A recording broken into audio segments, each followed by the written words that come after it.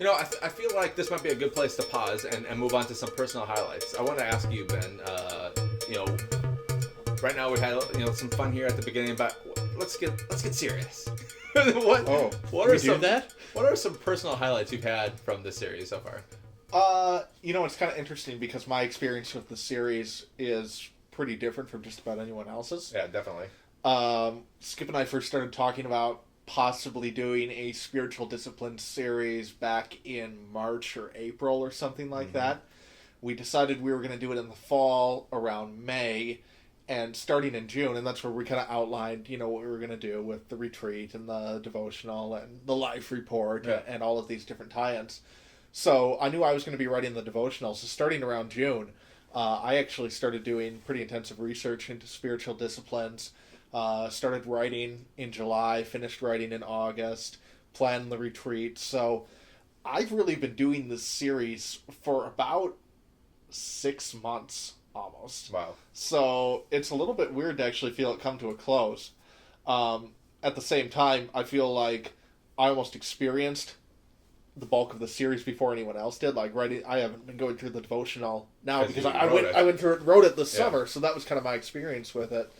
But as far as personal highlights from the series, definitely enjoyed writing the devotional. That was a lot of fun. And the retreat a couple weeks ago was an absolute blast. And I think those two really stand out as the big highlights for me. Yeah. How about you? Well, for me, I think maybe the biggest thing that I gained from it, because I've went over the spiritual disciplines a lot, both in school and just in personal study. But for some reason, this time, stewardship really stuck out to me. And it wasn't just about that I should increase my giving monetarily, but the idea that everything God's given us is a blessing that we're supposed to use to further His kingdom. Not just money, but even our time, our possessions, everything. And it made me really rethink, what am I spending my money on? And do I need to buy McDonald's for the third day in a row, or should I be saving this money so I can use it for something for the kingdom? And you're actually not having any fast food right now. I know, and actually it did stem from that in a sense. Yes. As part, I'm on like day 15 of no fast food, which is remarkable for me. How's that going? Fine, it's going great because I know that my focus is on one. I'm trying to. It's kind of for health and money saving, but the reason I'm saving the money is so that I'm being a wise steward of what God has given me. And then when it comes to time, just thinking about, like, I dropped some TV shows that I like to watch. Okay, I mean, they weren't necessarily my favorite shows, but I watched them weekly, and I dropped those because I know that there's better things I can do with my time than wasting it on television. Especially now that Lost is over. I know. Now, I mean, a whole new life. I would have never given up Lost for God, unfortunately. But you are a hardcore Lost fan.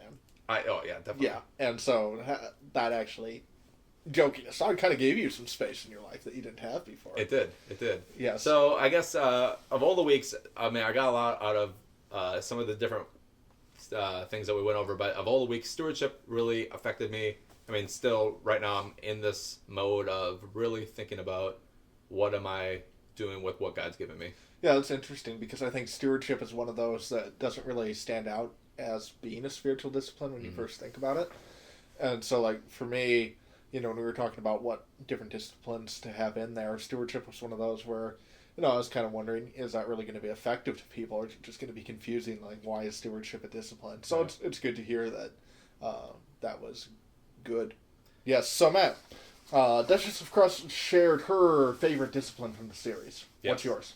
Okay, favorite discipline from the series. I know you talked about stewardship as being the one that benefited you most, but I'm asking you your favorite one. In general, my favorite spiritual discipline tends to be reading the Bible, because when it comes to how I hear from God the most, that's where He speaks to me. I hear from God through my personal study of the Word and also through messages about His Word. So sermons, Bible reading, those are where I hear from God. So thus, my favorite. Ben? I am a big fan of silence and solitude. There it is. Yes. Which is weird because you talk so much. So... Yeah. But I'm actually, I love doing the life report, but I'm a super introverted person, and I love to process stuff, and so I really benefit from silence and solitude a lot, and that kind of combined with journaling are good for me. Now, Wait, I want to say about Silence and Solitude. I went in the summer, as we talked about a lot already. I'm feeling motivated to go again. The only problem is the place I went last time doesn't have electricity, which means the longer I wait, the colder it's going to get, and the less comfortable I'm going to be. I don't think I'll go this weekend, but maybe I will. But no, I won't. So yeah, like I said, never done it before this year. I think they have heat there, don't they? They have like lanterns with fire. I thought they had a heater. I could be wrong, but I was gonna say, even though this is the first year I did it and I'm new to it, I really gained a lot from it. Also, not necessarily during the series, but as a spiritual discipline this year, it was a new one that stuck out to me. Yeah, I think the worst part in the winter would actually be using their outhouses. Oh my gosh, I didn't even think of That'd that. be terrible. Yeah, I'm totally not going until next year. No, we'll see you in the spring watching the terrace. Exactly. Thank you. So, favorite discipline. How about what one is the most effective in your life? Oh, in my life? All right. Or is it the same answer? Let me think about this. Let's just say them out loud together. Bible reading, prayer, journaling. Silence and solitude. Silence and solitude. Stewardship. Worship. Oh, yeah. Worship. Stewardship. Stewardship. Service. Fasting. Okay, well, definitely not fasting. but that one might be miserable, but it might be effective for you. No, not effective. It makes me so angry. Effective? Stewardship, right now it's heavy on my mind because it's really making me reprioritize my whole life. And so when it comes to sacrifice and my relationship with God, and I mean that discipline has been very effective, and just in the sense of thinking about what am I doing with these things, everything that God's given me, my relationships, possessions, time, money.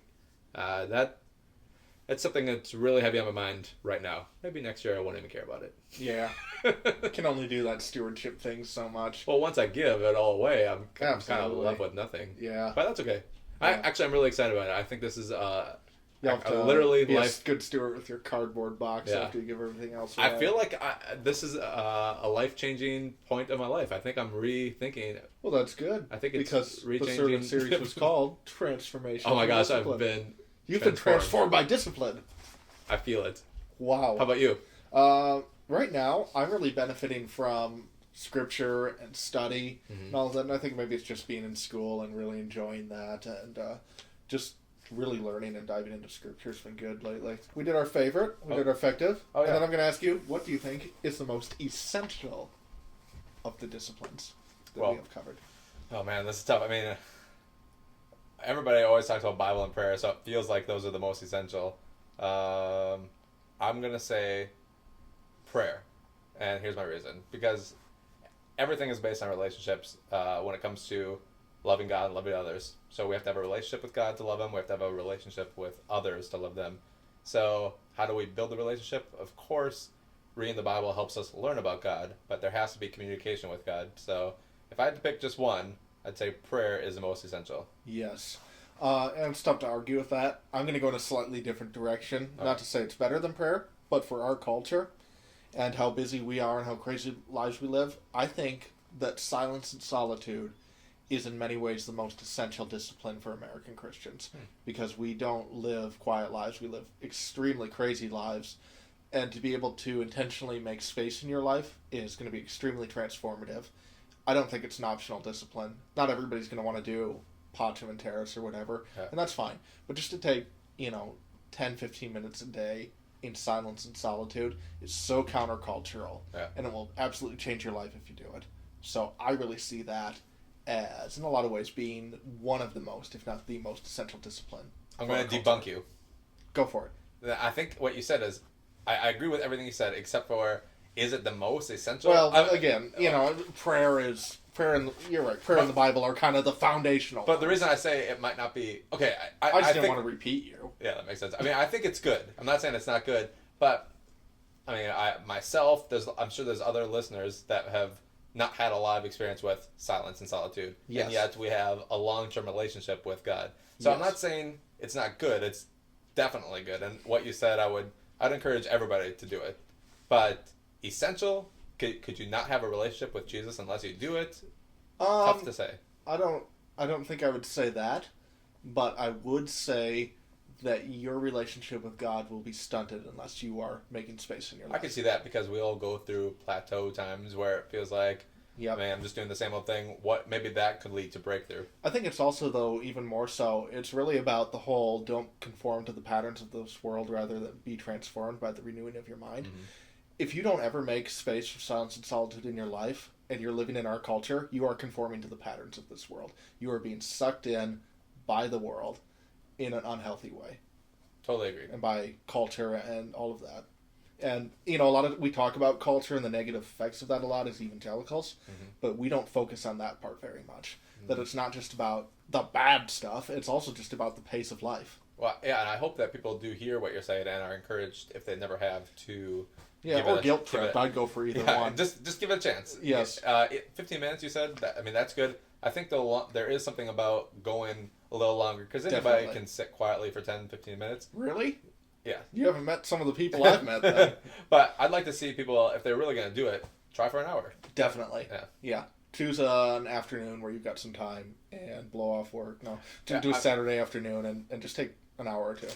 Next week, we have a show based on a question from the famed Flamingo.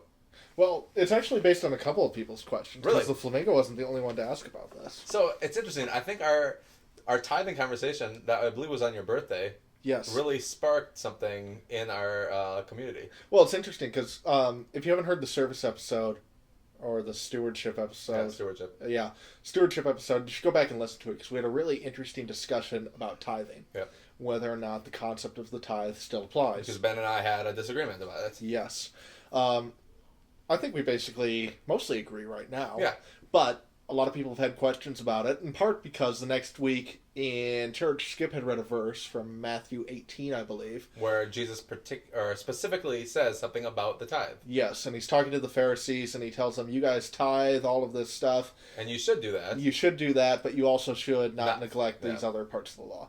So is Jesus confirming the tithe? I mean, he seems like he's saying it's a good thing and that they should do it, so how does that all work? So, to find out the answer, come back next week when the Life Report tackles tithing. Again, actually, we're going to expand it even bigger than that.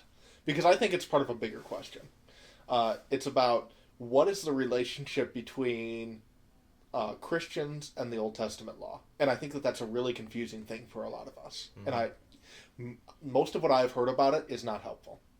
You and I have had a lot of conversations about this, so I'll be really excited to talk about this with everybody. And I've actually been doing a lot of just individual research on this over the last few months, so prepare to be bored by my research. So if anybody has any questions, not just about the tithe, but about how the law ties in with our new covenant, or how the old covenant now ties in with what we know as the new covenant. Yep. Does the law of Moses still apply to us as Christians today? Yep. When you're reading the first 5 books that Moses wrote, and there's the Pentateuch, and there's all these rules. Yeah. Does the law apply to Christians today? Yes. Find out next week on the Life Report. We're going to get into N.T. Wright, who I'm a big fan of, and some of his stuff on there. So it'll be really interesting. Do you have a preview for next for 2 weeks from now? We are going to cover taking Scripture out of context. Oh, very and good. When is it appropriate, if ever? I don't know if it's ever appropriate. Right, but we do it all the time. And how does context work with reading our Bibles? Is it appropriate to just read one verse and say, this is that, and go with that? And how does that work? And what is the appropriate use of Scripture? I think it's interesting when a pastor is or anybody is trying to make a specific point, and so they will check all the different translations to see what sounds the most like what they want to say. Yes. So maybe if nothing else, make your own translation, Eugene Peterson.